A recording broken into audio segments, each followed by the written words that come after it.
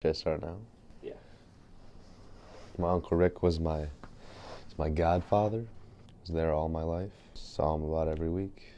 Really free-spirited, kind of traditional at the same time though. Really generous, a generous guy.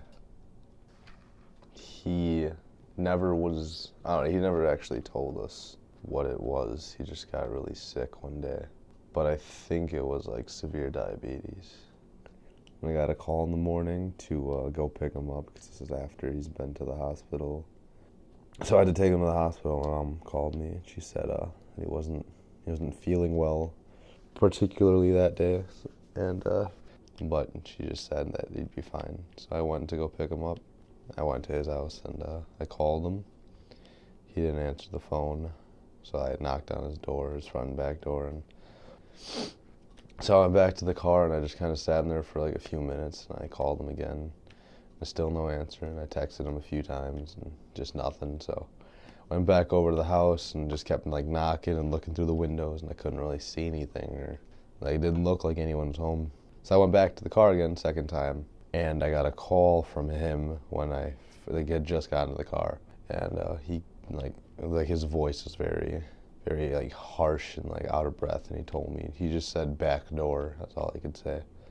So I ran over to the back door because like at this point there was a feeling of urgency about it, and he was standing there, and his mouth was like wide open, and his eyes looked really lost.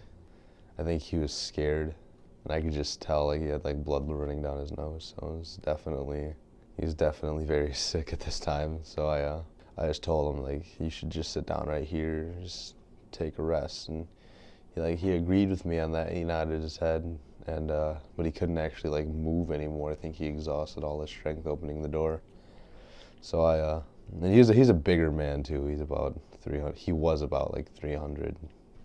He couldn't really breathe well at all. Like, he had very labored breathing, and his eyes are opening and closing.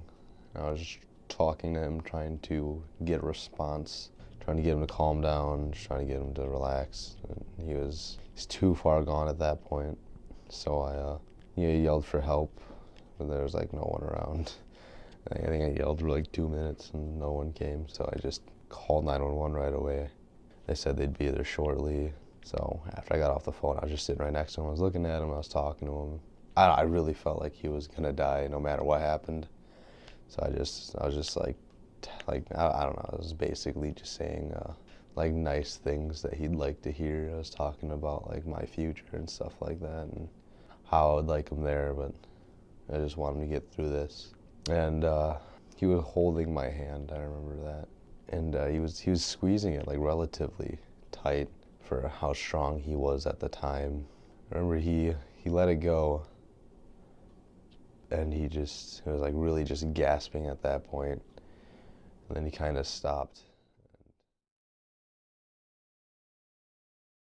Death immediately is a shock. Doesn't, like, for me it's like, how did they feel? Like what were they thinking? Did they think about the people that loved them? Did they know that they were thinking about them? Like, it's weird now to think about like how fast death can happen, and how we don't really have the time to say anything or to bring any type of meaning to it. Like, it just happens and then they're gone forever. You see pieces of them in your life still. There's these little things that are the same.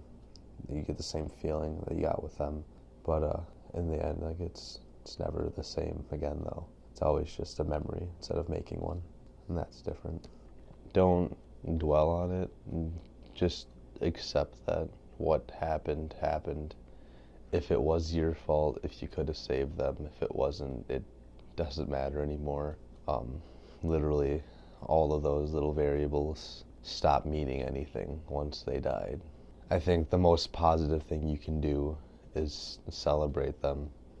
Yeah, but just don't ever blame yourself for something like that, because no one can control death, so it's not worth killing yourself over.